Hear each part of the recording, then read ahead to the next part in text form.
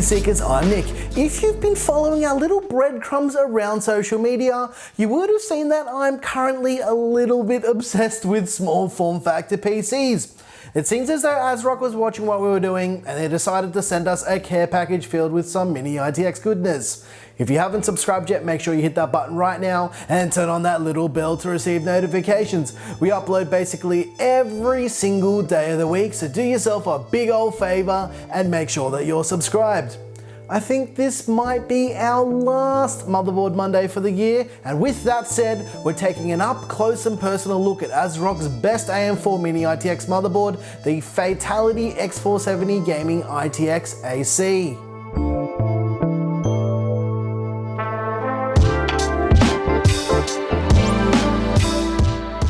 The ASRock Fatal1ty X470 Gaming-ITX AC has a lot of features and a lot of connectivity, so get comfortable. I got a lot to show you and a lot to talk about, so let's check it out.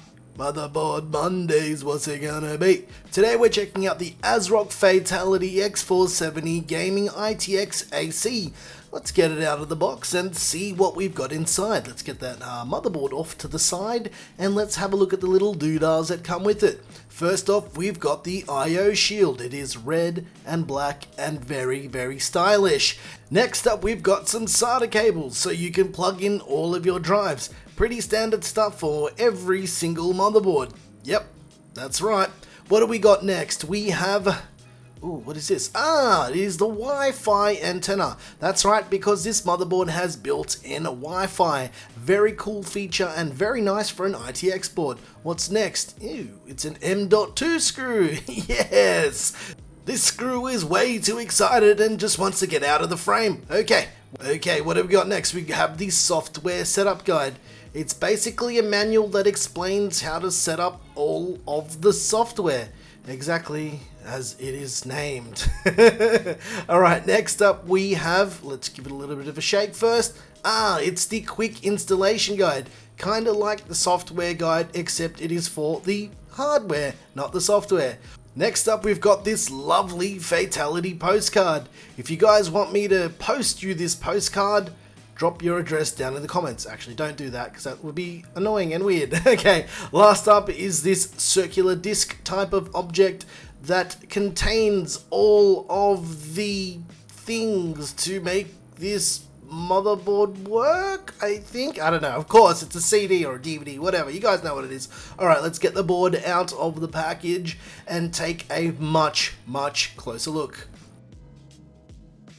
Now the PWM fan header, a 24-pin power connector for your power supply to power your board, and USB 2.0 and 3.0 headers. Next up is 4 SATA connectors and the front panel connector for all of your buttons and lights and all of those things.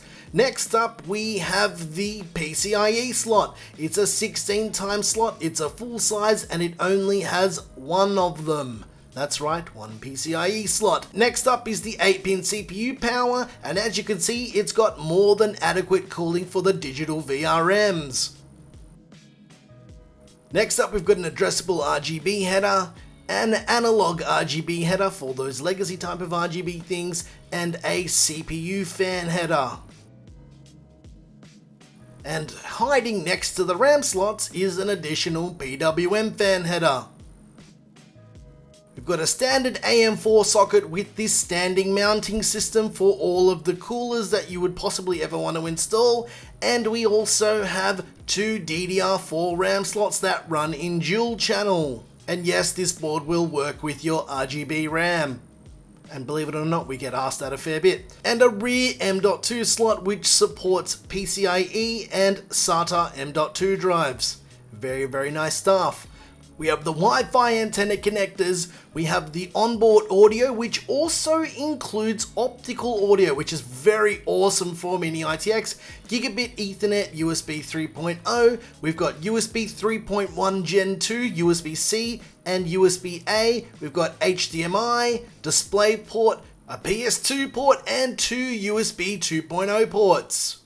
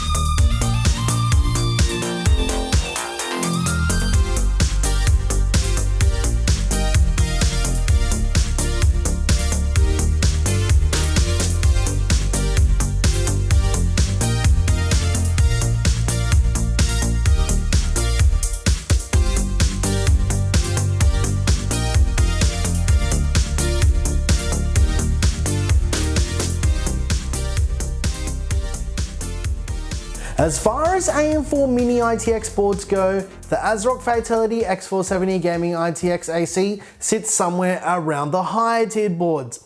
This board isn't cheap, however, compared to the other X470 mini ITX offerings from all of the other manufacturers, it's probably the cheapest. It goes for around about 220 US freedom credits or around 300 Aussie dollary dues.